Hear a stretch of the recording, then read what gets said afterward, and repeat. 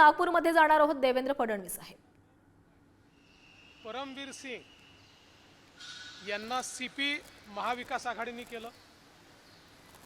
अनिल देशमुख स्वतः त्या ठिकाणी गृहमंत्री असताना परमवीर सिंगांनी त्यांच्यावर आरोप लावले।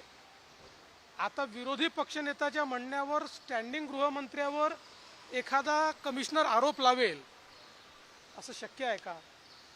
त्याला स्वतःच्या नोकरीची काळजी आहे की नाही आहे? त्यामुळे मला असं वाटतं की अशा प्रकारचे कपोलकल्पित ज्या गोष्टी ते बोलून राहिले आहेत याच्यामध्ये काही अर्थ नाही आहे।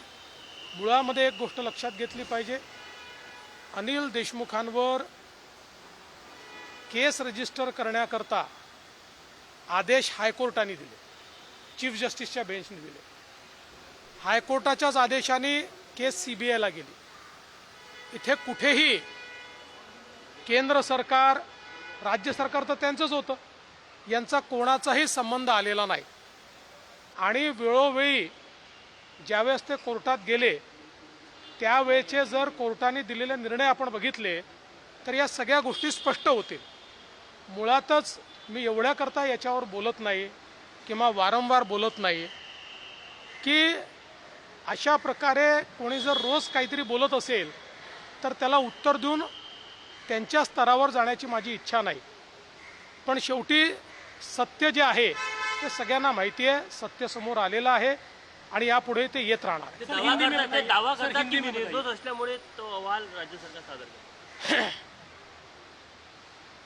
मी पुन्हा एकदा तुम्हाला आठवण करतो, माझं वाक्य तुम्हाला समजलं नसेल तर चांदीवाल आयोगाचा अहवाल महाविकास आघाडीच्या काळातच आलेला है। सर हिंदी में देखिए, चांदीवाल आयोग का अहवाल महाविकास आघाड़ी के कार्यकाल में ही सबमिट हुआ था। उन्होंने उसके ऊपर कोई कार्रवाई नहीं की। और जहाँ तक अनिल देशमुख इनका सवाल है, वो गृह मंत्री थे, परमवीर सिंह को उन्होंने सीपी बनाया था, वाजे को भी उन्होंने ही नौकरी में लिया था। और जिस समय परमवीर सिंह ने स्टेटमेंट दिया उसके बाद हाई कोर्ट ने, केंद्र की सरकार ने नहीं, राज्य में तो उनकी सरकार थी, वो गृह मंत्री थे, हाई कोर्ट ने उनके ऊपर एफआईआर डाला और हाई कोर्ट ने वो केस सीबीआई को दी। इसलिए इसमें न कोई केंद्र सरकार का हस्तक्षेप था, न किसी और का कोई इसमें दबाव था। हाई कोर्ट में उस समय के चीफ जस्टिस के बेंच ने दिया है।